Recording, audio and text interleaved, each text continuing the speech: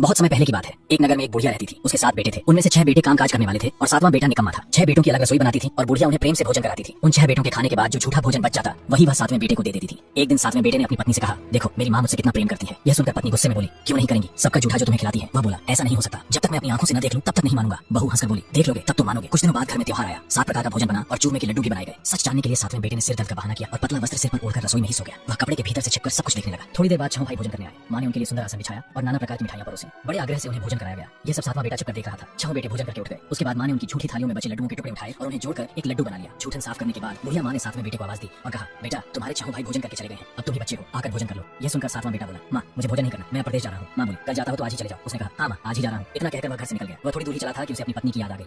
उसकी पत्नी घर के पास ही गौशाला में गोबर के उपले थाप रही थी। वहां जाकर वह बोला, हम जावें प्रदेश, आवेंगे कुछ काल, तुम रहियो संतोष से, धर्म अपनोपात। पत्नी बोली, जाओ प्रिया आनंद से, हमारा सोच हटाए, राम भरोसे हम रहे, ईश्वर तुम्हें सहाय। फिर वह बोली, 2 निशानी आपने देख, धर्म में धीर, सुधमती हमारी बिसारियों मत, रखियो मन गंभीर। वह बोला, मेरे पास तो कुछ नहीं है, ये अंगूठी है, इसे तुम रख लो, अपनी कोई निशानी मुझे दे दो। पत्नी बोली, मेरे पास है ही क्या, ये गोबर से भरा हाथ है। यह कहकर उसने गोबर से भरे हुए हाथ की उसकी छाती पर थापी लगा दी। वह चल पड़ा और चलते चलते दूर देश पहुंच गया। वहां एक साहूकार की दुकान थी। वह वहां जाकर बोला, भाई मुझे नौकरी पर रख लो, साहूकार को जरूरत थी। उसने कहा, रह जा। लड़के ने पूछा, तनख्वाह क्या दोगे? साहूकार बोला, काम देकर दाम मिलेंगे। उसे साहूकार की नौकरी मिल गई। वह सुबह 7 बजे से रात 10 बजे तक पूरी मेहनत से काम करने लगा। कुछ ही दिनों में दुकान का सारा लेन देन, हिसाब किताब और ग्राहकों को माल बेचना सब कुछ वही संभालने लगा। साहूकार के 7-8 नौकर थे। वे आपस में कहने लगे, ये तो बहुत होशियार निकल गया। सेठ ने भी उसके काम को देखा और मात्र 3 महीने में ही उसे आधे मुनाफे का हिस्सेदार बना दिया। कुछ ही वर्षों में वह एक नामी सेठ बन गया। अंततः दुकान का मालिक सारा कारोबार उसी पर छोड़कर चला गया। उधर दूसरी ओर 7वें बेटे की पत्नी को उसके सास ससुर बहुत दुख देने लगे। उसे घर का सारा काम करवाते और ऊपर से जंगल से लकड़ी काटकर लाने भेजते। घर में उसके लिए जो आटे की भूसी निकलती उसी की रोटियां बनाकर रख देते और फूटे हुए नारियल की नारियल में थोड़ा सा पानी। एक दिन वह लकड़ी लेने जंगल जा रही थी। रास्ते में उसने देखा कि कुछ स्त्रियां संतोषी माता के व्रत की कथा सुन रही थी। वह भी वहां रुक गई और कथा सुनने लगी। कथा के बाद उस महिला ने पूछा, बहनों तुम किस देवी का व्रत करती हो और इस व्रत से क्या फल मिलता है? यदि तुम इसकी विधि मुझे समझा दो तो मैं तुम्हारा बड़ा एहसान मानूंगी। तब उनमें से एक स्त्री ने कहा, यह संतोषी माता का व्रत है। इस व्रत के करने से जीवन की निर्धनता और दरिद्रता समाप्त हो जाती है और मन की सभी मनोकामनाएं माता की कृपा से पूरी होती हैं। उस भक्ति ने व्रत की पूरी विधि समझाई। सवा अन्ना गुड़ और चना लेना चाहिए। श्रद्धा और प्रेम से जितना बन पड़े उतना सवाया लेना। प्रत्येक शुक्रवार को निराहार रहकर कथा सुननी चाहिए। नियम में कोई बाधा नहीं आनी चाहिए। यदि सुनाने वाला कोई न मिले तो घी का दीपक जलाकर या जल का पात्र सामने रखकर कथा करना। जब तक कार्य सिद्ध न हो नियम का पालन करना चाहिए। कार्य सिद्ध होने पर व्रत का उद्यापन करना चाहिए। 3 महीने में माता फल देती है। यदि किसी के ग्रह गोचर खराब भी हो तो भी माता 1 वर्ष में कार्य सिद्ध कर देती है। उद्यापन में 2.5 सेर आटे का खाजा, उतनी ही खीर और चने का साग बनाना चाहिए। 8 लड़कों को भोजन कराना चाहिए, जहाँ तक संभव हो देवर जेठ भाई बंधुओं को। यदि वे न मिले तो रिश्तेदार या पड़ोसी भी चल सकते हैं। यथाशक्ति दक्षिणा देनी चाहिए। उस दिन घर में खटाई नहीं खानी चाहिए। यह सब सुनकर वह बुढ़िया की बेटी की बहू वहां से चल पड़ी। रास्ते में उसने लकड़ियां बेच दी और जो पैसे मिले उनसे गुड़ चना खरीदकर संतोषी माता की पूजा की सामग्री तैयार की। आगे चलते हुए उसने एक मंदिर देखा और पूछा, यह किस भगवान का मंदिर है? सभी ने कहा कि यह संतोषी माता का मंदिर है।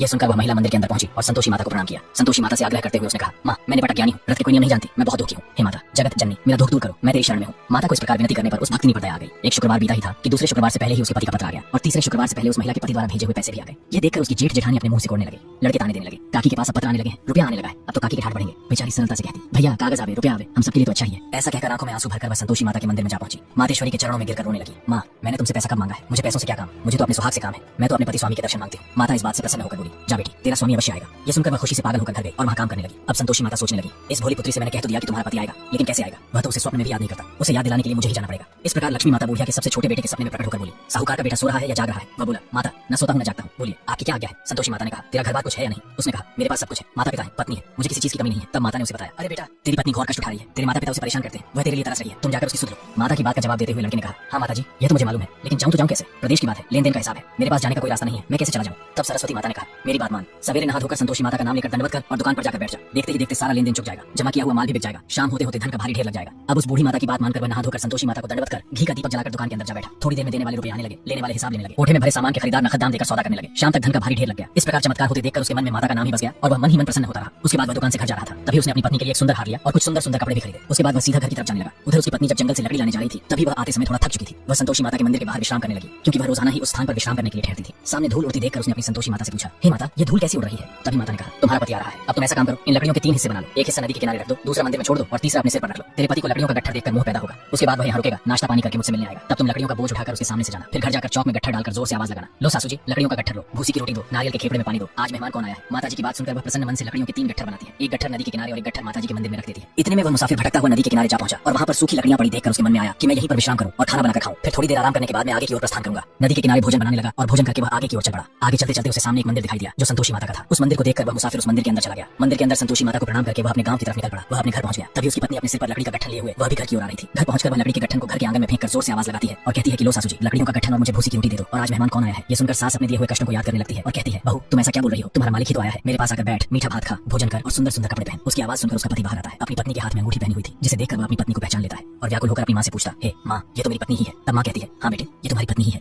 लेकिन जब से तुम गए हो तब से ये पूरे गांव में भटकती रहती है, घर का कोई काम नहीं करती और दिन में 4 बार आकर खाना खा जाती है। ये सुनकर बेटे ने कहा, ठीक है मां, मैंने इसे भी देख लिया और आपको भी। अब आप मुझे हमारे दूसरे घर की ताली की चाबी दे दो, अब मैं उसी में रहूंगा। तब मां ने कहा, ठीक है, जैसी तुम्हारी इच्छा। और अपने बेटे को दूसरे घर के तीसरी मंजिल कमरे की चाबी दे दी। उसके बाद बेटा और उसकी पत्नी उस कमरे में सारा सामान रख लेते हैं और एक ही दिन में वह कमरा राजा के महल जैसा ठाठ बन जाता है। और फिर क्या था, बहुत सुख भोगने लगी। इतने में एक शुक्रवार फिर आया। पत्नी ने अपने पति से कहा, मुझे संतोषी माता का व्रत करना है। तब पति ने कहा, इसमें पूछने वाली क्या बात है, तुम कर लो। इसके बाद पत्नी व्रत की तैयारी करने लगी। उसने जेठानी के लड़कों को भोजन करने के लिए आमंत्रण भी दे दिया और उसके लड़के भी आने के लिए तैयार हो गए। उसके बाद महिला अपने घर आ गई। तभी पीछे से जेठानी ने अपने लड़कों से कहा, देखो भोजन करते समय तुम खटाई मांगना, जिससे उसका व्रत पूरा न हो पाए। उसके बाद लड़के भोजन करने चले गए और वहां जाकर उन्होंने खीर पूरी पेट भरकर खाई और फिर उन्होंने खटाई मांगी। तब छोटे बेटे की बहू ने कहा, खटाई किसी को भी नहीं दी जाएगी, ये भोजन संतोषी माता का प्रसाद है। इतने में वे लड़के गुस्से में खड़े हो गए और कहने लगे, तो हमें पैसे लाकर दो। भोली भाली बहू कुछ जानती नहीं थी, इसलिए उसने उन लड़कों को पैसे दे दिए। लड़के तुरंत घर से बाहर जाकर उन्हीं पैसों से इमली की खटाई खाने लगे। खटाई खाते ही उस महिला का व्रत खंडित हो गया और उस पर संतोषी माता का प्रकोप हो गया। अगले दिन राजा के दूत उसके पति को पकड़कर ले गए। लूट लूट कर धन इकट्ठा करके लाया है, अब सब कुछ मालूम पड़ जाएगा जब जेल की मार खाएगा। बहू से यह सब सहन नहीं हुआ। तब बहू ने संतोषी माता से माफी मांगी और रोती रोती संतोषी माता के मंदिर पहुंची। मंदिर के अंदर जाकर वह संतोषी माता के चरणों में गिरकर फूट फूट कर रोने लगी और कहने लगी, माता आपने ऐसा क्यों किया? पहले हंसाया और अब भक्तों को रुला रही हो। यह सुनकर संतोषी माता की मूर्ति बोलने लगी और कहने लगी, बेटी तुमने मेरा व्रत रखा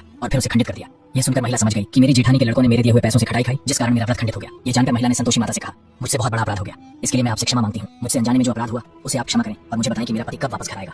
तब माता ने कहा, जा पुत्री, तुम्हें तुम्हारा पति रास्ते में आता हुआ मिलेगा। यह सुनकर महिला ने हाथ जोड़कर प्रणाम किया और मंदिर से घर की तरफ चल पड़ी। वह अभी कुछ ही दूर चली थी कि सामने से उसे उसका पति आता हुआ देखा। पत्नी ने अपने पति से पूछा, आप कहाँ गए थे? पति ने कहा, प्रदेश से जितना धन कमाया था उसका कर राजा ने मांगा था, मैं वही कर भरने गया था। पत्नी हंसकर बोली, ये तो भला हुआ, अब चलो घर की ओर चलें। फिर दोनों चल पड़े। कुछ दिन बाद फिर से शुक्रवार आया। पत्नी ने अपने पति से कहा कि मुझे माता का व्रत दोबारा करना है। पति ने कहा, कर लो। उसके बाद पत्नी अपनी जेठानी के घर जाकर उसके पुत्रों को भोजन के लिए आमंत्रित कराई। जेठानी ने अपने पुत्रों को समझा दिया कि उन्हें वहां जाकर खटाई मंगवानी है और उसका व्रत खंडित करना है। ये समझाकर जेठानी ने अपने पुत्रों को भोजन के लिए भेज दिया। लड़कों ने अपनी मां के कहे अनुसार वहां जाकर भोजन करने से पहले ही कह दिया, हमें खीर अच्छी नहीं लगती, हमें कुछ खटाई ला कर दो। छोटे बेटे की बहू ने कहा, भोजन खाना है तो खाओ, मैं किसी को खटाई नहीं देने वाली। इतना सुनते ही वह लड़के वहां से चले गए। तब छोटे बेटे की बहू अपने गांव के एक ब्राह्मण के घर गई और उसके पुत्र को भोजन करने के लिए बुलाया। ब्राह्मण के लड़के ने भोजन किया। उसके बाद छोटे बेटे की बहू ने उसे दक्षिणा के रूप में एक फल दिया, जिससे उसका शुक्रवार व्रत पूर्ण हो गया और संतोषी माता प्रसन्न हो गई। इसके बाद पति पत्नी पर माता संतोषी की कृपा हुई और नए मास में चंद्रमा के समान पुत्र की प्राप्ति हुई। पुत्र को पाकर पति पत्नी बहुत प्रसन्न हुए और रोजाना संतोषी माता के मंदिर जाने लगे। फिर एक दिन संतोषी माता ने सोचा, यह रोजाना मेरे मंदिर आते हैं, क्यों न मैं आज इनके घर चलूं। यह सोचकर माता ने एक भयानक रूप बनाया। गुड़चने से सना मुख, ऊपर मुंड के समान होंठ, उस पर मक्खियां भिनभिना रही थी। बुढ़िया के छोटे बेटे की बहू के घर जैसे ही माता ने कदम रखा, बुढ़िया जोर से चिल्लाई, देखो देखो, कोई चुड़ैल डायन मेरे घर की तरफ चली आ रही है, इसे जल्दी भगाओ, नहीं तो ये सभी को खा जाएगी। तभी बुढ़िया के बड़े बेटे माता को भगाने लगे। छोटे बेटे की बहू ने घर के बाहर आए शोर को सुना और रोशनदान से झांक कर देखा।